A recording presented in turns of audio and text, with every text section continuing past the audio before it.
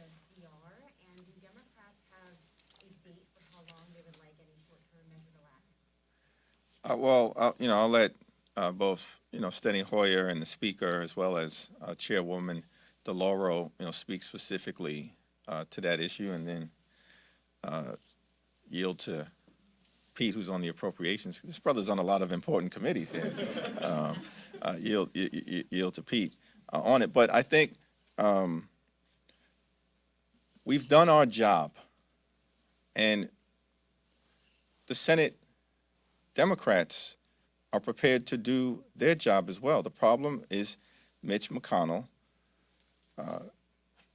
the sort of king of obstruction on the other side of the Capitol, playing games, not wanting to even negotiate a year-end spending agreement to provide for the needs of the American people. And apparently, some of the more extreme members of the Senate Republican group want to even shut down the government, probably because they think somehow creating chaos, which they're masters of, will hurt President Biden. It's not going to work. We're prepared to act. We need the Senate Republicans to step up and do their job.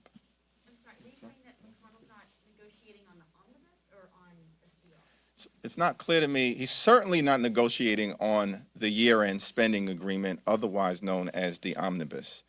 But it's not even clear to me, but Chairwoman DeLauro may have more visibility into this, that he is meaningfully negotiating on reaching a reasonable continuing resolution. That remains to be seen. Go back to this side.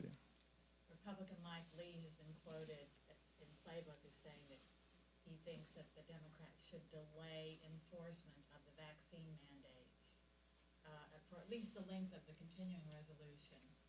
And so are you saying you're not willing to do that?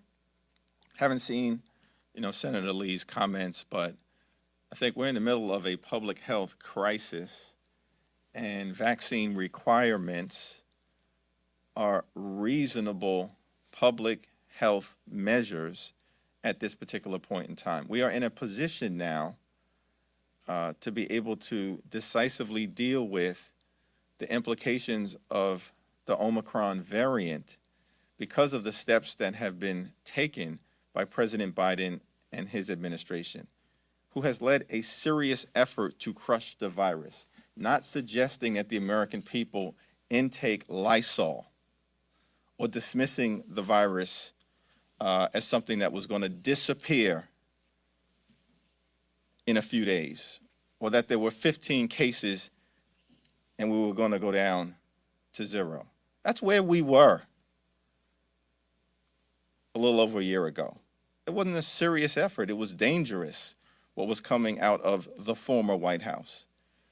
So I haven't seen Senator Lee's comments, but I've got full and complete confidence in what President Biden and the administration and Dr. Fauci have been doing and will continue to do to help the American people make it through the COVID-19 storm.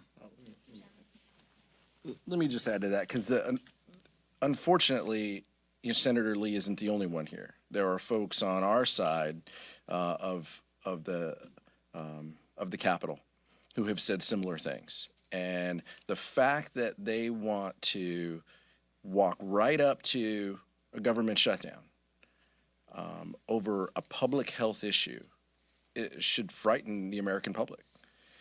That's exactly what they are advocating here. And in the Senate, I don't speak Senate, but apparently they need, everybody to sign off on these things. And so whether it's 1 or whether it's 15, Republicans, unfortunately, that's going to impact government, that could impact government services come Friday evening.